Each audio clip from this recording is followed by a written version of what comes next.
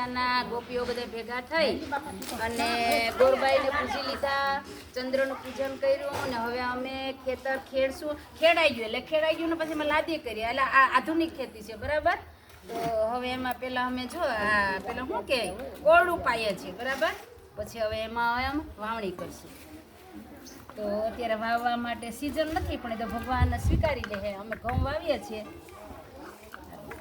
જય પુરુષોત્તમ પ્રભુજી. હા ગાઓ બેનો હવે ગાઓ.